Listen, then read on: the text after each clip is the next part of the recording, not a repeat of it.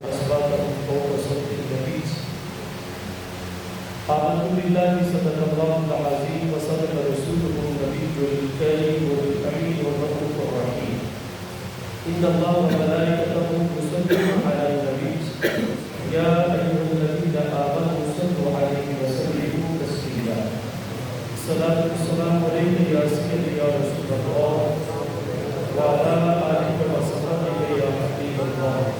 الصلاة والسلام عليك يا سيدي يا رسول الله وعلى آلك وصحبه يا شفيع المسلمين. عزیزان گرامی قدر، آج جو آپ کے سامنے آیت کریمہ تلاوت کی ہے، اس کے اندر اللہ کو عزت ارشاد فرماتا ہے یا ایھا الذین آمنوا لا ترفعوا اصواتکم، اے ایمان والو لا ترفعوا. اب حکم کن کو ہے؟ ان لوگوں کو جو صاحب ایمان ہے. اور ہے صاحب ایمان ہے، ان کو حکم ہے کہ لا ترفعوا. یہ جمع کا صیغہ ہے. اس کا صیغہ ہے جمع کا صیغہ. لا ترفعوا اصواتکم، تم سب اپنی آوازوں کو بلند نہ کرو اے ایمان والو. کہاں؟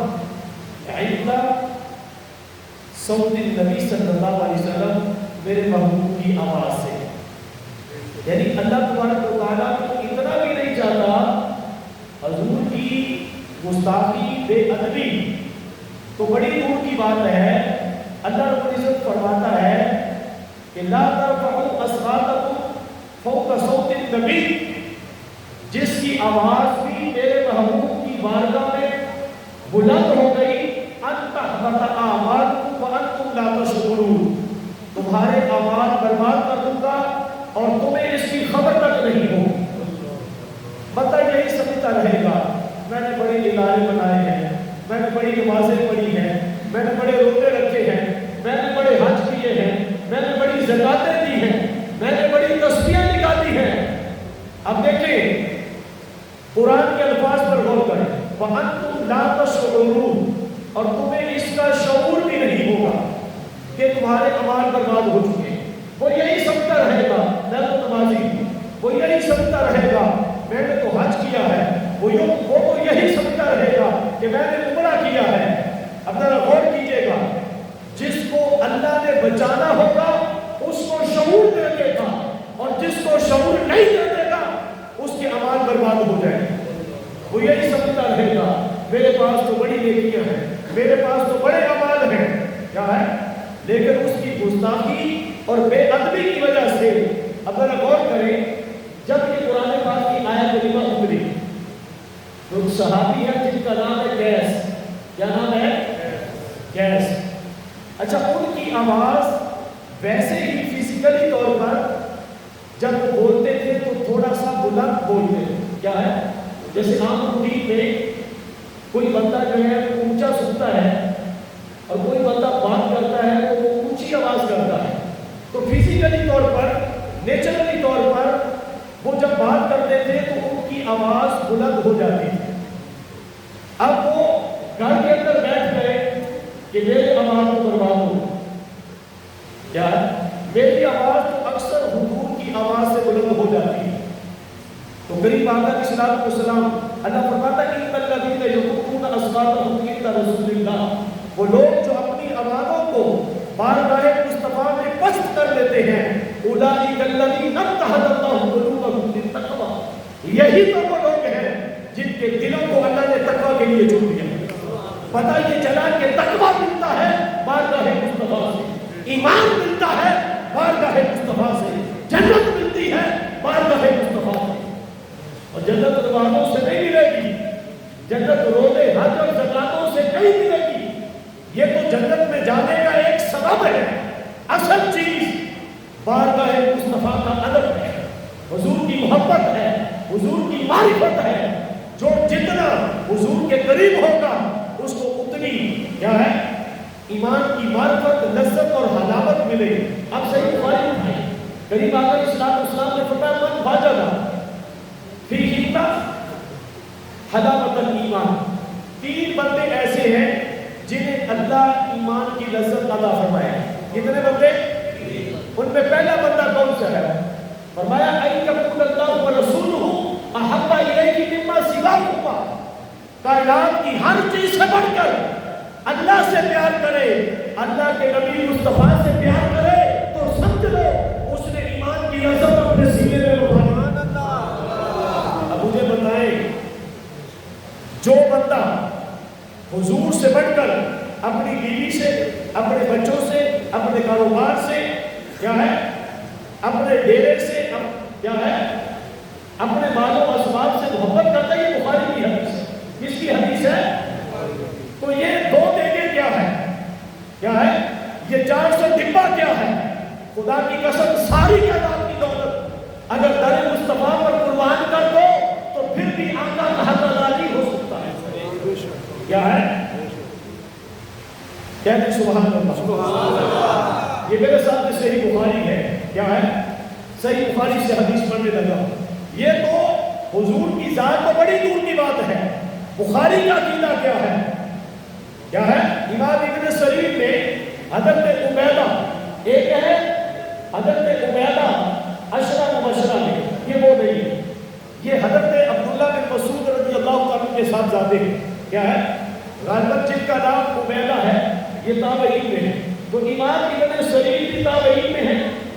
آپ نے ان کو مخاطب ہو کر کہا کہ قبلت من انس، میرے پاس کچھ منہ مبارک ہے، کیا ہے، منہ مبارک ہے جو مجھے صحابی رسول حضرت انس بن مالک سے ملے ہیں، کیونکہ جو حضرت امام ابن سریر کے والد تھے یہ خادم تھے حضرت انس بن مالک کی، اور حضرت انس بن مالک وہ ہیں جو کہتے ہیں خدمت النبی صلی اللہ علیہ وسلم 10 سنین، میں نے 10 سال مصطفیٰ کے جوڑے سلے کیے، اور آپ کہتے ہیں چھوٹا سا بچہ تھا، میری ماں مجھے حضور کی خدمت میں چھوڑ کر چلی گئی، کیا ہے، ساری زندگی گھر مصطفیٰ پر رہے، یہ ان کے خاطر ہے صحابہ۔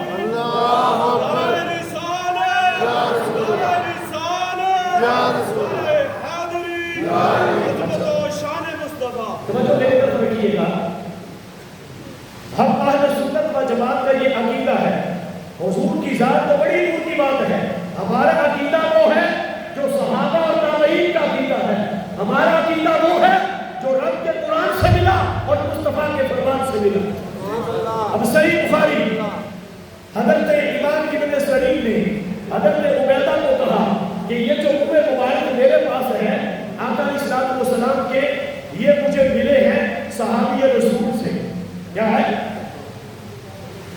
اب وہ آگے سے کیا کہتے ہیں، وہ کہتے ہیں لَإِنِّ إِشَارَةٌ أَحَبُّ إِلَيَّ مِنَ الدُّنْيَا وَمَا فِيهَا، خدا کی قسم لَإِنِّ میرے نزدیک أَحَبُّ إِلَيَّ سب سے زیادہ محبوب یہ ہے، اشارت حضور کا ایک منہ مبارک، أَحَبُّ إِلَيَّ مِنَ الدُّنْيَا وَمَا فِيهَا، کہتے ہیں حضور کا منہ مبارک ایک طرف اور ساری کائنات کی دولتیں ایک طرف، حضور کے ایک بال، ایک منہ مبارک مجھے کوئی دے دے اور مجھے کہے کہ ساری دنیا اور جو کچھ دنیا میں ہے اس کا سودا کر لو تو میں سب کچھ دے دوں گا، حضور کا منہ مبارک نہیں دوں گا۔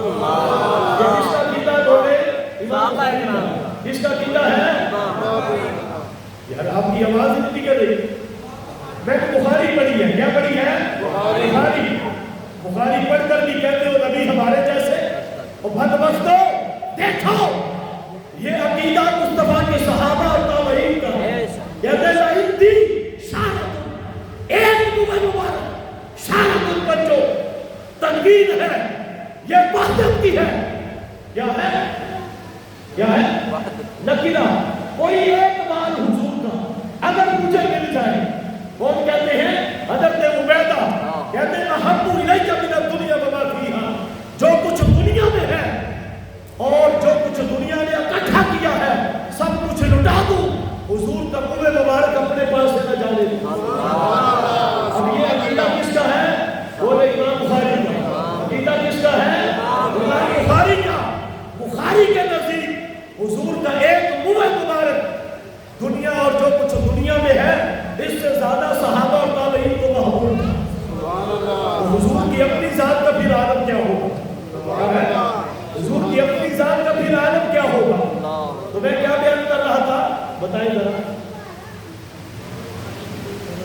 اس سے پہلے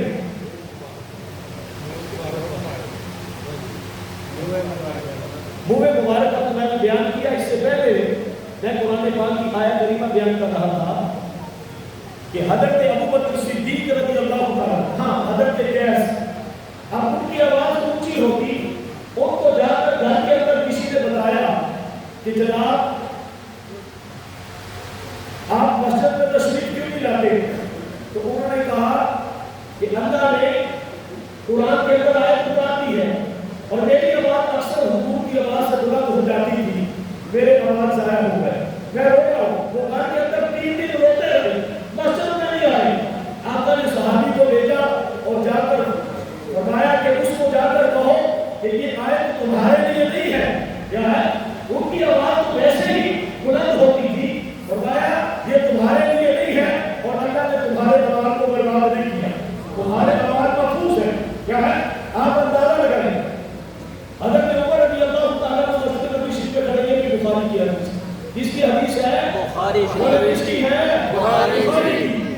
2 بندے آپس میں جھگڑ رہے ہیں مسجد نبوی شریف میں، تو حضرت عمر رضی اللہ تعالیٰ نے ایک گنتی ماری، راوی کہتے ہیں مجھے حکم دیا کہ جاؤ ان دونوں کو بلا لاؤ میرے پاس۔ جب وہ دونوں آئے تو پوچھا اے کہاں، تم کہاں سے آئے ہو؟ انہوں نے کہا کہ اہل طائف، ہم طائف کے رہنے والے ہیں۔ تو انہوں نے فرمایا خدا کی قسم اگر تم مدینہ کے رہنے والے ہوتے تو عمر تمہیں سکھاتا حضور کی مسجد کا ادب کیا ہے، حضور کی مسجد کا ادب اور احترام کیا ہے، عمر تمہیں سکھاتا کہ یہ وہ بارگاہ ہے کہ جس بارگاہ میں کیا ہے نفس گم کرتا بھی آیت جنید و با یزید کی جا، جنید و با یزید کو بھی مجال نہیں ہے کہ اس بارگاہ میں اونچی آواز کے ساتھ سانس کی دے۔ یہ تو وہ ادب والی جگہ ہے، کیا ہے؟ یہ جو خلیفہ منصور جعفر عباسی تھا 136 سے لے کر 157 تک، وہ بارگاہ مصطفیٰ میں آیا اور اس کی آواز بلند ہوئی۔ امام مالک نے فرمایا خبردار اپنی آواز کو نیچا کرو، کہیں ایسا نہ ہو کہ اللہ تعالیٰ تمہارے آواز کو برباد کر دے۔ اور کہا اللہ نے قرآن کے اندر ان لوگوں کی تعریف کی ہے جو حضور کی بارگاہ میں آوازوں کو جھکا لیتے ہیں، ان کے دل کو اللہ تقویٰ کے لیے چن لیتا ہے، اور وہ لوگ جن کی آوازیں بارگاہ مصطفیٰ میں بلند ہوتی ہے اللہ ان کی آواز برباد کر دیتا ہے۔ وہ جتنے مرضی نمازی ہو، وہ جتنے مرضی حاجی ہو، وہ جتنے مرضی قاری قرآن ہو، جو بارگاہ مصطفیٰ کا بے ادب ہے اس کے سارے آواز برباد ہو جاتے ہیں۔ اچھا صحابہ میں حضرت ابوبکر صدیق سے بات کر تو درجہ کسی کا نہیں ہے، کیوں ایسا کیا ہے؟ ان نبیوں اور رسولوں میں اور حضور صلی اللہ علیہ وسلم کی امت میں حضور کے بعد سب سے بڑا درجہ اہل سنت و جماعت کے نزدیک سیدنا صدیق اکبر کا ہے، کیا ہے؟ جب یہ آیت اتری تو آپ حضور صلی اللہ علیہ وسلم سے اونچی آواز سے بات نہیں کرتے، کیا ہے؟ اتنی آواز نہیں نکلتی تھی، بلکہ آپ حضور کے قریب جا کر کام کرتے اور آہستہ سے کہتے پیارے آقا یہ بات ہے، کیوں؟ اتنا حصیدار جیسے کو راز کی باتیں کرتا ہے اپنے محبت والے سے کہ یہ عرض ہے، یہ گزارش ہے۔ صحابہ اس طرح حضور کی بارگاہ میں کان کے قریب جا کر آہستہ بولتے، اور جب دروازہ کھٹکھٹاتے تو ایسے نہیں بلکہ یہ تو ناخن ہے، ناخن یہ نظر آ رہا ہے، یہ ناخن ایسے کرتے ایسے کہ کہیں ہمارے دروازے کھٹکھٹانے کی آہٹ آقا علیہ السلام کی عید کے اندر خلل نہ ڈال دے، کہیں بھی ادبی نہ ہو جائے، کیا ہے؟ یہ ہے بارگاہ مصطفیٰ کا ادب۔ اسی لیے تو صحابہ کو یہ درجہ اور مقام ملا۔ اب دیکھیں یہ صحیح بخاری کی حدیث ہے اور یہ بھی صحیح بخاری ہے، میں آپ کے سامنے حدیث پاک پڑھنے لگا ہوں۔ نبی پاک صلی اللہ علیہ وسلم کے صحابہ وہ بیان کرتے ہیں کہ غریب آقا علیہ السلام نے ایک موقع پر ایک قبیلے کی صلح کروانے کے لیے تشریف لے گئے، میں مختصر کر رہا ہوں، اور حکم دیا بنو ابا بکر یصلی بالناس کہ ابو بکر کو حکم دو کہ میرے پیچھے صحابہ کو نماز پڑھائیں۔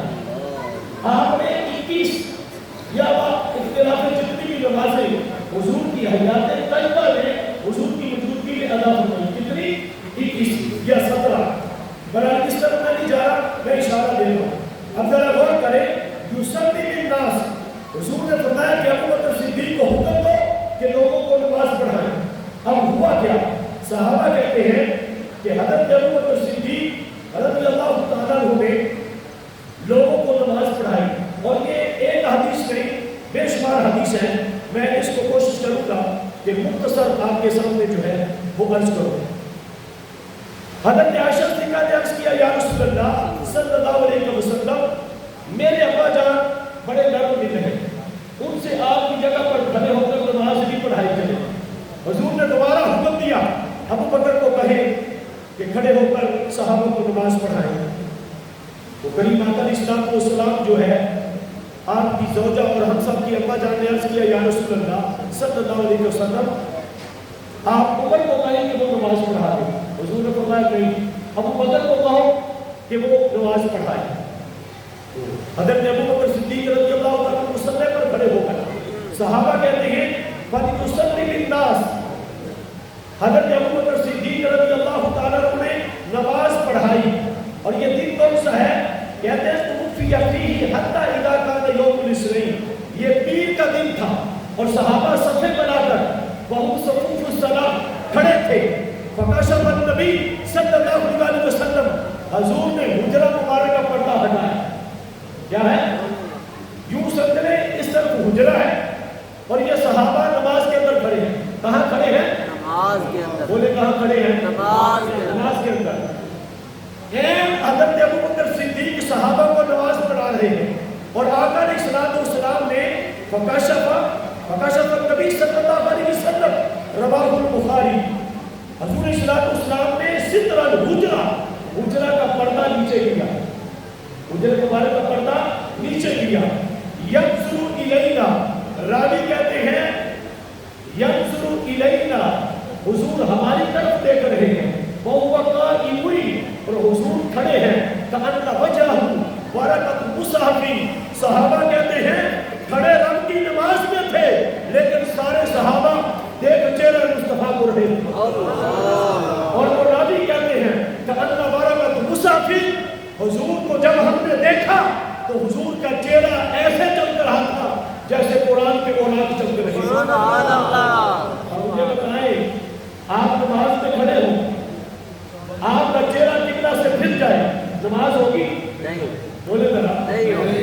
آپ کا چہرہ قبلہ سے پھر جائے، نماز ہوگی؟ ابو بکر صدیق مصلی چھوڑ کر پیچھے چلے گئے. آقا نے حکم دیا، اے ابو بکر اسی جگہ چلے جاؤ جہاں سے آئے ہو. کیا مجھے بتائے، آپ کا امام مصلی چھوڑ کر پیچھے چلا جائے، یہ نماز فاسد نہیں ہوگی؟ کیونکہ نماز کے اندر چلنا جائز نہیں ہے. کیا ہے؟ یہ آگے لمبی تفصیل ہے، 70 چیزیں نماز کو فاسد کر دیتی ہیں. اب سنیں ذرا صحابہ کا ایمان کیا ہے. کھڑے رب کی نماز میں ہیں، چہرے قبلہ کی طرف ہیں.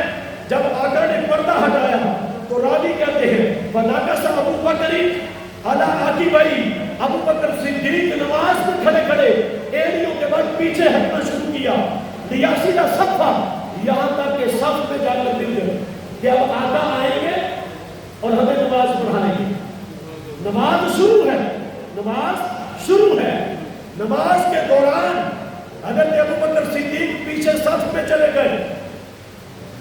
راوی کہتے ہیں وَزَنَّ أَنَّ النَّبِيَّ صلی اللہ علیہ وسلم خارج، یہ جلد نمبر 1 ہے، صفحہ نمبر 94 ہے، صحیح بخاری ہے. إِلَى الصَّلَاةِ، راوی کہتے ہیں ہم نے گمان کیا کہ آقا نماز پڑھانے کے لیے باہر تشریف فرما ہوں گے. تو راوی کہتے ہیں فَأَشَارَ إِلَيْنَا النَّبِيُّ صلی اللہ علیہ وسلم، حضور نے انگلی مبارک کا اشارہ فرمایا. کیا فرمایا؟ انگلی مبارک اشارہ فرمایا. اور ساتھ یہ بھی فرمایا ان اتموا صلاتکم، صحابہ جہاں سے نماز کو توڑا ہے اسی جگہ سے شروع کرو، اللہ تعالیٰ تمہاری نماز کو قبول کرے. سبحان اللہ. یہ بھی فرمایا کہ نماز ٹوٹ گئی. کیا ہے؟ وہ کتنے بڑے بدبخت ہیں جو کہتے ہیں نماز کے اندر حضور کا خیال آ جائے تو نماز نہیں ہوتی. اور بدبختوں، حضور نے تو یہ فرمایا، قرآن نے کہا کہ نماز قائم کرو.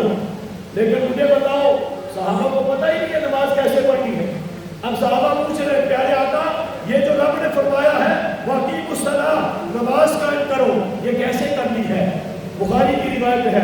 آقا نے فرمایا رأیتمونی کما اصلی، کیا ہے اے صحابہ جیسے میں پڑھتا جاتا ہوں ویسے کرتے جاؤ، یہی آپ کی نماز ہے اور یہی آپ کا حکم ہے.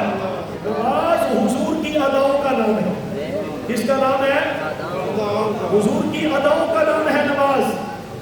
اگر حضور نماز نہ سکھاتے کسی کو نماز آتی؟ قرآن نے تو صرف اتنا کہا کہ نماز پڑھو. اب ہاتھ کیسے اٹھانے ہیں، کیسے باندھنے ہیں، صدا کیسے پڑھنی ہے، فاتحہ کیسے پڑھنی ہے، رکوع کیسے کرنا ہے، مجھے بتائیں. جب نماز کے لیے حاجی صاحب آپ کھڑے ہوتے ہیں تو آپ کے دل میں خیال نہیں آتا کہ میرے سونے نبی نے ایسے کانوں کو ہاتھ لگایا ہے، اللہ اکبر نہیں ہے، ایسے نہیں نا ایسا. جب وضو کرتے ہیں تو دل میں خیال نہیں آتا کہ سونے نبی نے وضو ایسے کیا ہے. جب قیام کرتے ہیں تو دل میں خیال نہیں آتا کہ آقا نے قیام ایسے کیا ہے. جب رکوع کرتے ہیں تو دل میں خیال نہیں آتا کہ آقا نے رکوع ایسے کیا ہے. تو امتی کی نماز ہی حضور کے ذکر اور محبت کے ساتھ ہوتی ہے. کیا ہے؟ حضور کے جلووں کے بغیر نماز ہو سکتی ہے؟ کیا ہے؟ ہماری تو ساری نماز حضور کی اداؤں کا نام ہے، حضور کی محبتوں کا نام ہے. کیا ہے؟ تو وہ لوگ جو کہتے ہیں حضور کا خیال آ جائے تو نماز نہیں ہوتی، مجھے بتاؤ ان کی نماز، حضور تو کہتے ہیں کہ نماز ویسے پڑھو جیسے